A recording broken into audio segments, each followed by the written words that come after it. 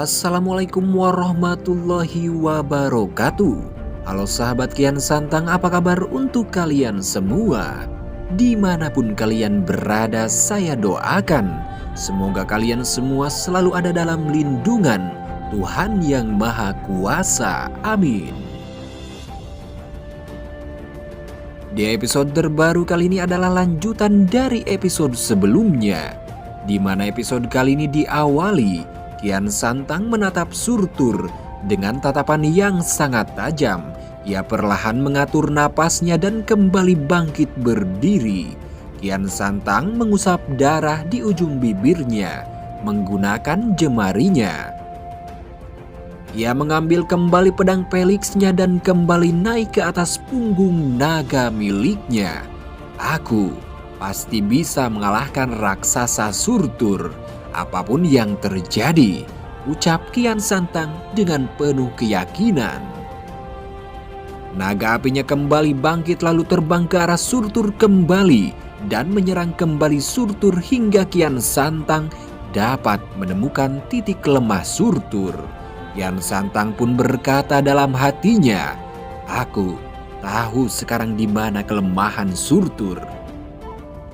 Kian Santang menaruh pedang Peliksnya di belakang punggungnya.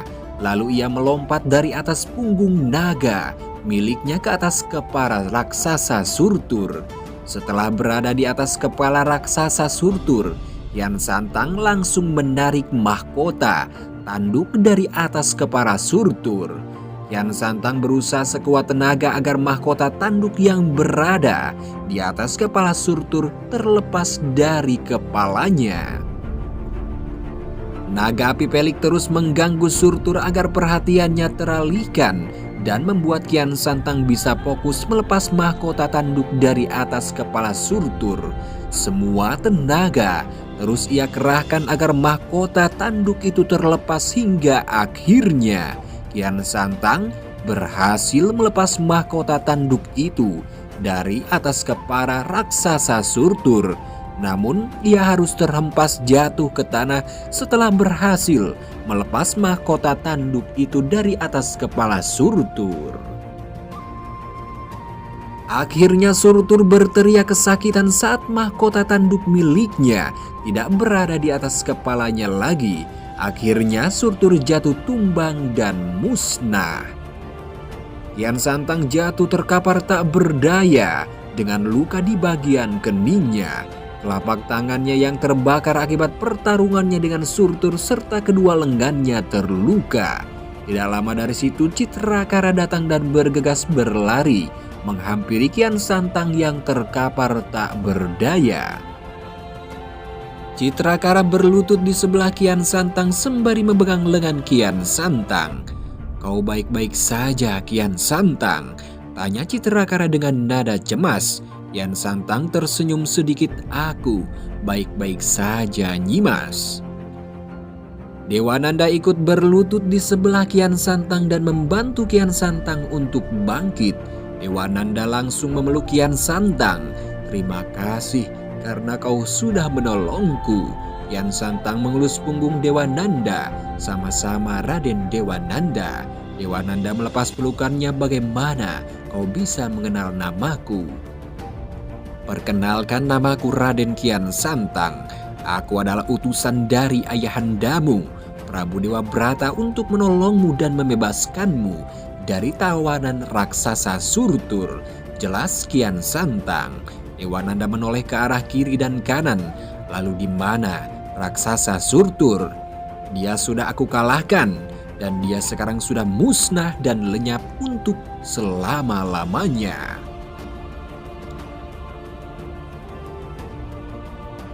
Citrakara menatap Kian Santang. "Aku kagum dengan keberanianmu, Kian Santang. Kau mampu mengalahkan Surtur sendirian tanpa ada bantuan sedikit pun. Kau memang seorang kesatria tak tertandingi." Kian Santang tersenyum sedikit. "Terima kasih, kalau begitu lebih baik sekarang kita kembali ke kerajaan Sangkar dan menghadap Prabu Dewabrata. Mari, Raden." Kian Santang mengambil pedang Peliknya lalu menyimpan kembali pedangnya di dalam tubuhnya.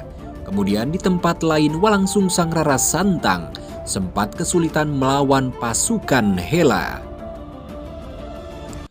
Menyadari putra dan putrinya sedang kesulitan melawan pasukan Hela, Siliwangi berlari menghampiri keduanya dan membantu mereka melawan pasukan Hela.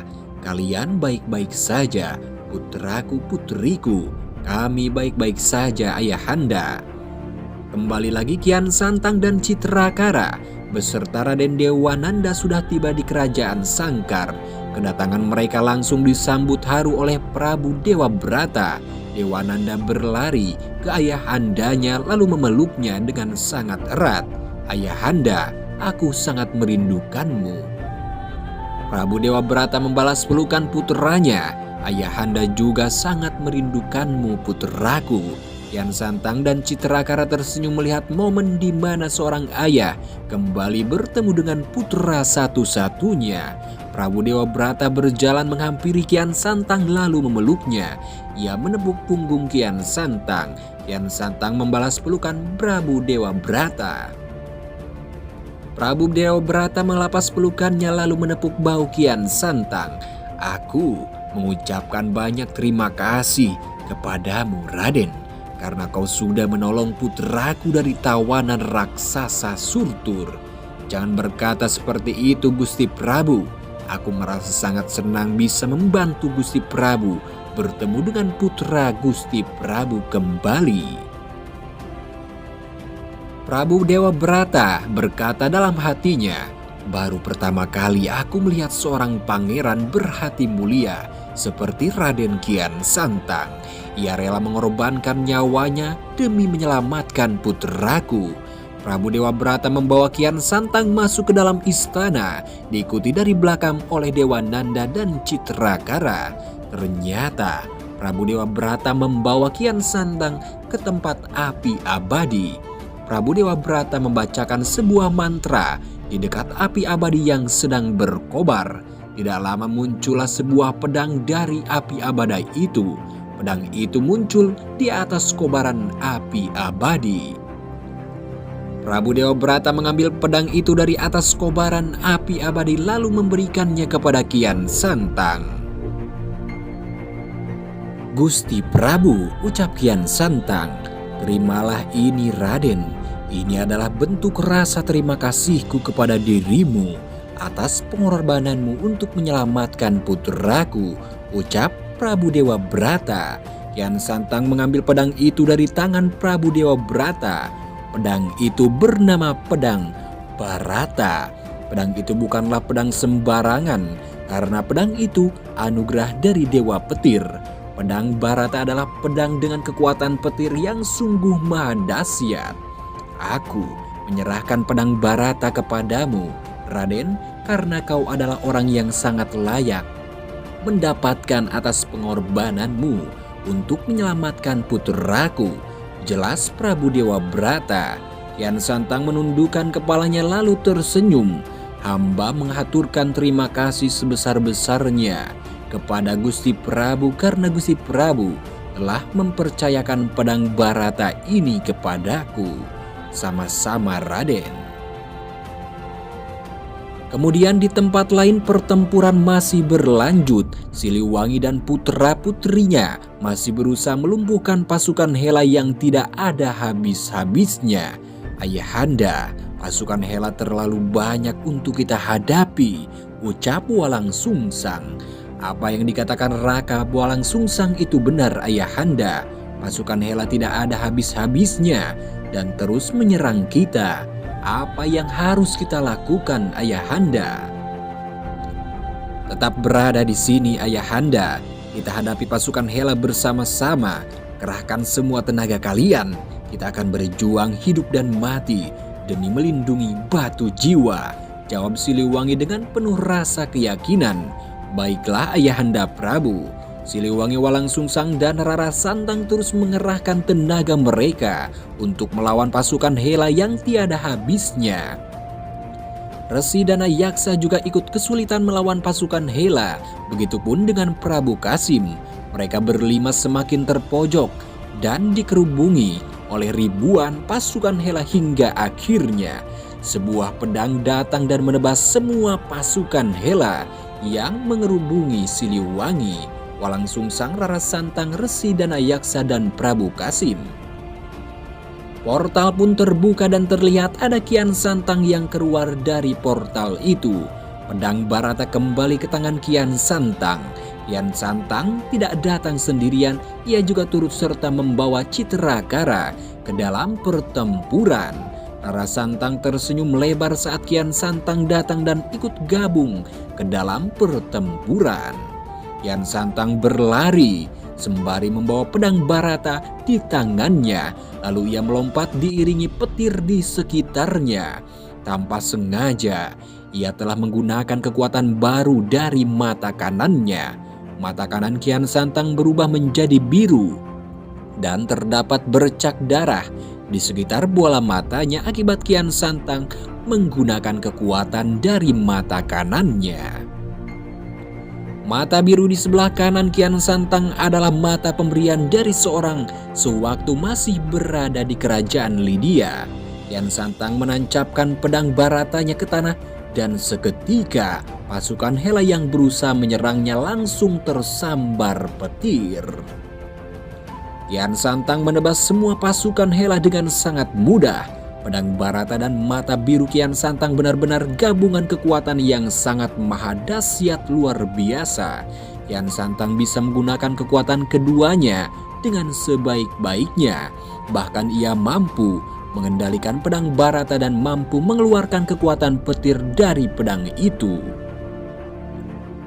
Menyadari kalau pasukannya mulai berkurang setelah kedatangan Kian Santang, Hela akhirnya melarikan diri bersama pasukan yang tersisa.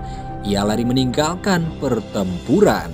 Siliwangi, Resi Danayaksa, dan Prabu Kasim dibuat kagum akan kekuatan baru yang dimiliki oleh Kian Santang.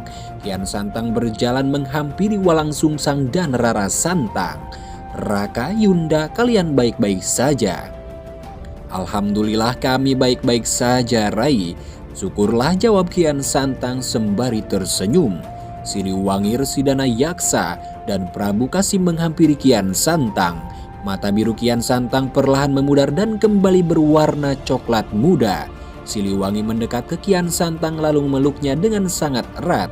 Kian Santang membalas pelukan ayahandanya.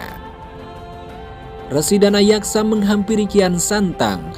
"Luar biasa, Raden. Aku sangat kagum dengan kekuatan yang kau miliki. Sungguh sangat dahsyat pedang yang kau pegang itu.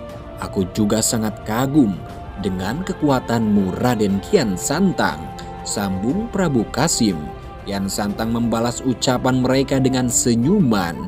Lalu ia memperkenalkan sahabatnya kepada ayahandanya dan saudara-saudaranya. "Ayahanda, Raka, Yunda, perkenalkan, dia adalah Citrakara. Dia adalah sahabatku. Senang bertemu denganmu," ujar Rara Santang. Citrakara hanya membalasnya dengan senyuman. Bagaimana kelanjutan ceritanya? Kita saksikan di episode selanjutnya. Sekian, terima kasih untuk kalian semua yang sudah menyaksikan video ini. Mohon maaf bila banyak kesalahan. Wassalamualaikum warahmatullahi wabarakatuh. Sampurasun karuhun.